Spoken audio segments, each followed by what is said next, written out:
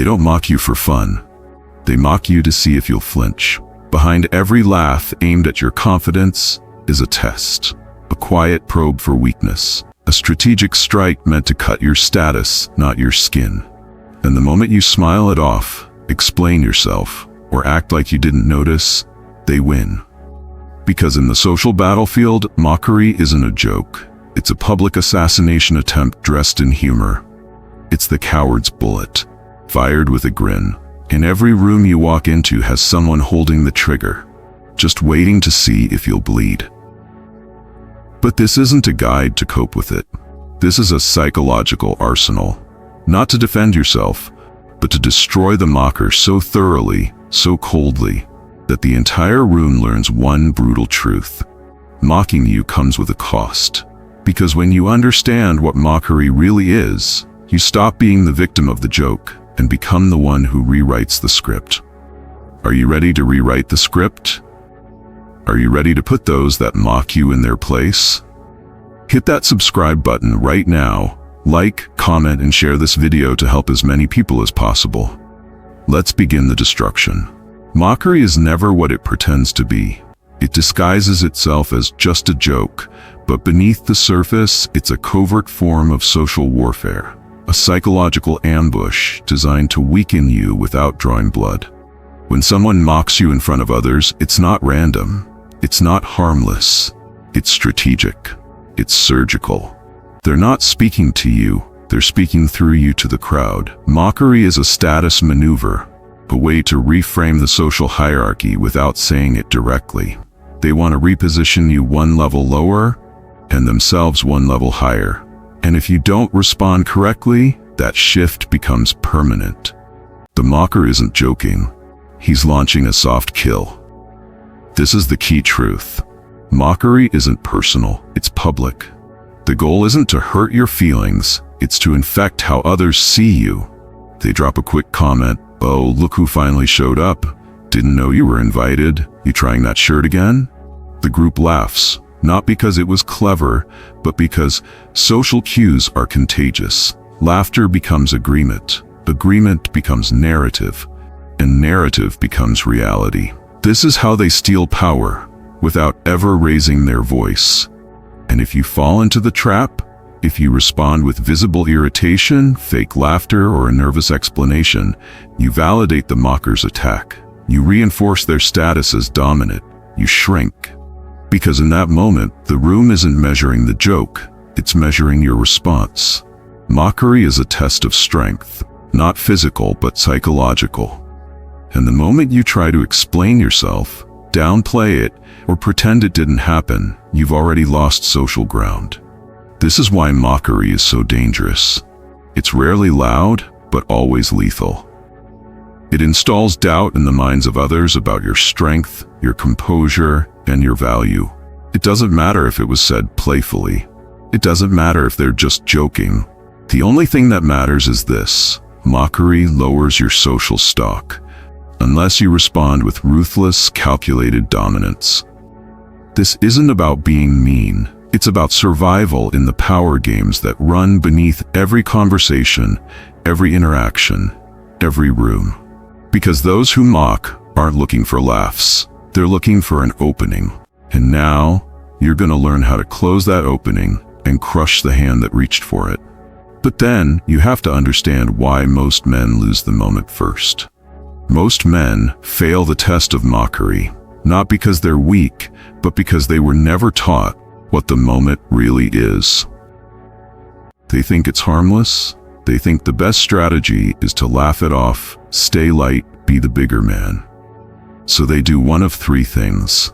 They defend, they laugh along, they walk away. And every single one is wrong. To defend yourself is to acknowledge the insult. You validate the mocker's frame by giving it your energy. The moment you explain, "No, that's not true," or "That's not what I meant," you've already lost. If you explain, you submit. To laugh along is worse. You've just joined the enemy's side. You've agreed with the audience that the insult was acceptable and funny. You sacrifice your dignity just to look unfazed. If you laugh, you agree. And if you walk away, You confirm everything the mocker implied. You were weak, you couldn't take it, and now you're running, and they'll smirk behind your back knowing they just owned the room. If you react, you bleed. All three are responses of compliance, a deep psychological reflex to avoid conflict, keep social peace, and maintain likability. But in doing so, you forfeit your power. Let's break it down. Compliance is the instinct to go along with the social current. It's programmed into men early. Don't make it worse. Don't be sensitive. Just let it go. But mockery isn't random. It's a status signal. And when you comply, you teach the attacker one thing. You are safe to mock. You didn't push back. You didn't hold the frame. You didn't force the room to reconsider what just happened. So what happens next? They mock you again, then others join in. And slowly, you become the group's emotional dartboard. All because you thought staying calm meant staying quiet. Here's the truth. Mockery is a challenge. Not with fists, but with presence, with poise, with precision. If you respond like a man conditioned to be agreeable, you nourish the attacker's ego. You signal that they have control, and the mocker walks away not just amused, but empowered. This is where most men lose the moment, not because they weren't strong, but because they misunderstood what strength looks like. It's not aggression. It's not retreat. It's strategic control, knowing how to make the mocker bleed without showing your own wound. And now, it's time to learn the first weapon in that arsenal. These 5 arsenals are to be deployed without mercy. Crush your enemies so they don't rise again. The first weapon, humiliate the mocker with surgical calm. When you're mocked, the room watches you. Not him, not the joke, you. Your reaction defines the power dynamic forever. And that's where most men either detonate or disappear. They lash out in anger, too emotional, or they smile and swallow it, too weak. Both are losses. But the man who wins, he doesn't flinch, he doesn't defend. He turns the scalpel around, calm, precise, and public. Let the group see the weakness hiding behind the joke. Because every joke hides a wound in the mocker, an insecurity, a craving for status, a need to be seen as alpha by lowering you. Your job is not to fight the joke. Your job is to expose what the joke reveals about him without breaking composure. Here's how it's done. Step 1. Pause. Hold silence after the mock. Let the moment freeze. This is psychological pressure. The entire room feels it. The mocker expects you to react, but you don't. You just look at him, calm, focused. He cracked the first move. Now you stare into the fracture. Step 2. Reverse the frame. Now speak, slowly, quietly, but instead of responding to the joke, you respond to the man. Don't worry, he's always late, he runs on his own time. You always point that out, almost like it really bothers you. The group now sees it. It's not about you, it's about him, his need to get attention, his insecurity, his low-status tactic. You didn't defend, you didn't escalate. You just turned on the X-ray and made the wound visible. Here's another. Mocker. Wow, someone's trying too hard today. You've been keeping track of me more than your own life. The power shifts instantly. You didn't get loud, you didn't get personal, you just flipped the lens and exposed his desperation for relevance. The trick is never to fight the joke. You let it self-destruct. Then you frame the wreckage. At this point, the crowd recalibrates. They see the mocker not as confident, but pathetic. A man reaching up, not looking down, and you remain untouched, unbothered, unbreakable.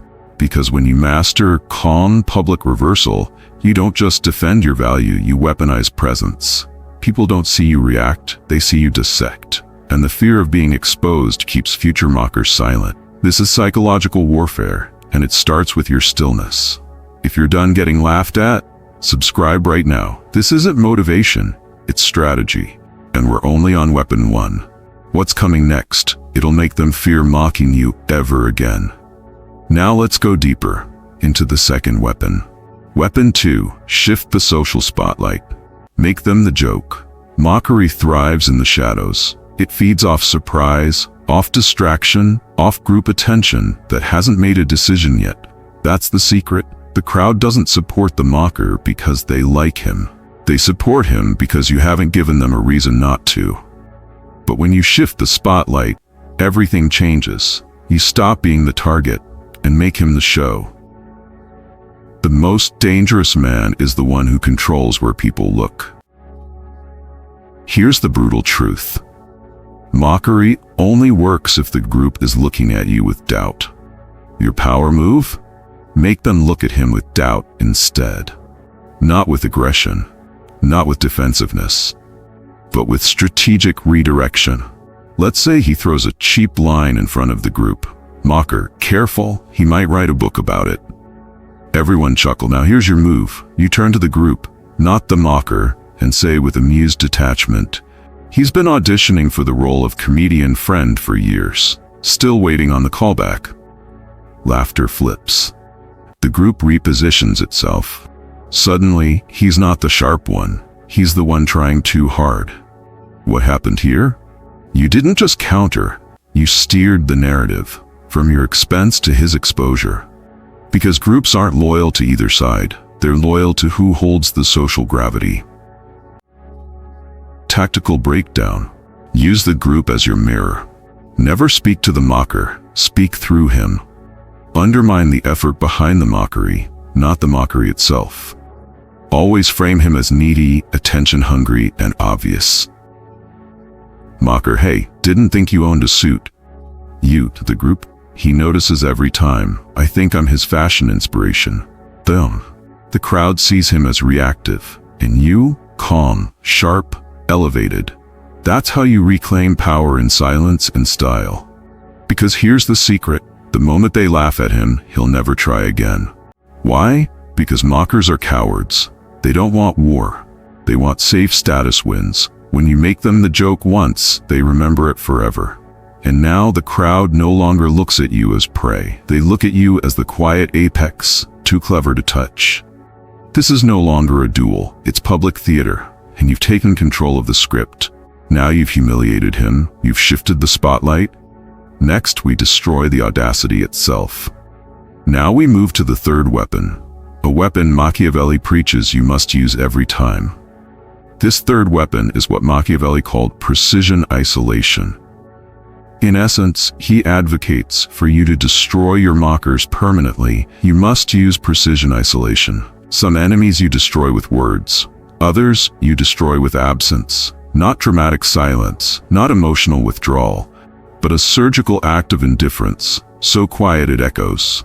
Because mockery isn't just noise, it's a bid for connection. Twisted, covert, and toxic, but still a form of attention-seeking. They mock to pull you into their world, to drag you down to a level where they feel relevant again. The coldest move isn't confrontation, it's erasure, while staying perfectly present. Here's how the game changes. You don't storm off, you don't talk it out, you don't fire back or seek validation from the group. You simply act like they no longer exist. Not as a performance, but as a tactical shift. You cut the cord between them and your attention. Clean, clean, clean. This is precision isolation. You acknowledge everyone except them. You respond to energy, never to noise. When they speak, you let the silence answer for you. And if you must acknowledge them, do it once with the full weight of psychological dismissal. Ah, still talking. Then turn your head, never back. The strongest retaliation is to erase them while staying present. This drives them mad. Because they don't get to play the victim, they don't get the pleasure of a battle, they just get to rot in irrelevance. It's not passive. It's not cowardly. It's a psychological guillotine. No blood, no noise, just finality. And here's the best part. The group sees it. They feel the temperature shift. They sense that something just died. And it wasn't you. You didn't win. You moved beyond the game entirely. That's what breaks the mocker's ego. Not that you attacked him, but that he was so unimportant he didn't even deserve your reaction.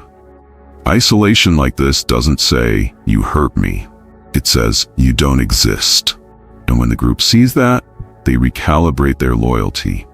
Because the man who can ignore mockery without flinching or fleeing is not a man to challenge, he's a man to follow. Then comes the fourth weapon Machiavelli says must be in your arsenal. Weapon 4. Reframe their identity, destroy their social persona. The smartest way to destroy a mocker is to let them wear the noose. You don't yell, you don't whine, you don't stoop to their level. Instead, you reframe them, subtly, publicly, and permanently. Because a mocker survives on perception. Their entire strategy is to appear high status while making you look small. But if you twist the spotlight back on them and let others see the desperation, the bitterness, the neediness behind the smirk, you strip them of power in front of their audience. You don't attack them directly. That looks insecure. That plays into their hands. You use calculated implication, a question, a pause, a knowing smirk. You good man? You've been throwing shots all day? Everything okay at home? Boom. You just flipped the narrative. Now they're the emotional one, the insecure one, the one that looks like they're cracking. Or maybe you let the silence speak louder than words. You glance at them with a grin like you've already figured them out, and they just expose themselves in front of everyone. Reframing isn't about insults, it's about infection. Planting a seed in the minds of everyone watching, a seed that says, this guy isn't funny, he's jealous, he's bitter, he's trying too hard. From that moment, everything they say sounds forced. Every joke lands flat. The crowd sees the cracks, and suddenly the mocker is no longer the entertainer, he's the joke. You didn't raise your voice, you didn't get emotional, you just pulled the curtain back. You don't attack the person, you poison how others see them. And once that perception turns, they never recover. The mocker depends on social momentum, but once you take control of the narrative, you strip them naked in front of the room. Not with violence, not with rage, but with surgical, social precision. They'll feel the sting, not from your words, but from the cold truth. The mask slipped, and now everyone sees the clown behind it. In his final weapon, you must channel all attention to yourself. Weapon 5, return with ruthless success. You don't just end the mocker with words, you end them with evolution. This is the final blow, and it's the one they never recover from. You go quiet, you disappear, you stop reacting altogether. Not because you lost, but because you're sharpened your edge. No drama. No closure, no goodbye, just progress.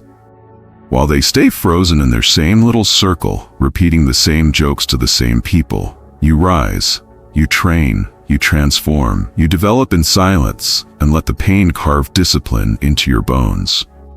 And then you return, stronger, colder, better looking, smarter, walking with a power they can't laugh at anymore. You enter the room, and they can't look you in the eye. You don't even acknowledge them. No gloating, no revenge story. Just a presence so upgraded, so untouchable, that your existence becomes a daily insult. Your glow-up becomes their slow death. Because mockers only win if you stay stuck in the version of yourself they once mocked. But when you outgrow their entire reality, when you show up as a version they can't even compete with, you invalidate their existence. You don't bring up the past. You erase it. And in doing so, you leave them behind, burning in their own mediocrity, haunted by the memory of someone they once tried to belittle, someone who became a storm. No revenge, no outburst, just cold, undeniable success. And that, more than any comeback line or social reversal, is the blow that keeps cutting long after the crowd goes silent. Know this, you don't get even, you get untouchable. There is no satisfaction in getting even, because even implies you were ever on the same level. You weren't. And the second you try to fight on their terms, jokes for jokes, insult for insult, you lower yourself to their world. You enter their game, and that's exactly what they want. But when you go silent, when you evolve, when you detach without a word and rise without a sound, you don't just win, you redefine the battlefield. This isn't about emotional payback, it's about psychological erasure. They mocked you to test your frame. to see if they could control the crowd, to see if you would fold, laugh, or bite. But when you respond with calm, public reversal, when you isolate them with surgical precision, when you reframe them subtly and vanish into ruthless progress, you don't destroy their ego, you destroy their ambition to ever challenge you again. You didn't win the fight, you ended their desire to challenge you. You walk through fire once, you handle it like a tactician. And from that moment forward, your name carries weight. Because now they know, you don't play petty games, you eliminate threats with elegance, and when you rise again, no one dares laugh. They remember what happened to the last one who tried. Finally, mockery is not humor, it's a test. If you fail, if you laugh along, explain yourself, walk away, you become a target forever. But if you pass by staying calm, cold, and strategic, you don't just win, you transform. The mocker fades, the crowd watches, and your silence echoes louder than any insult. You don't need revenge, you need presence, you need precision. You need to become the one who doesn't get mocked because no one dares. Mockery is a test. Fail and you'll be mocked forever. Pass and they'll never laugh again. If you're done being disrespected, if you're done shrinking your power for people who envy it, subscribe, because the next time they mock you, you'll leave them silent, shattered, and forgotten.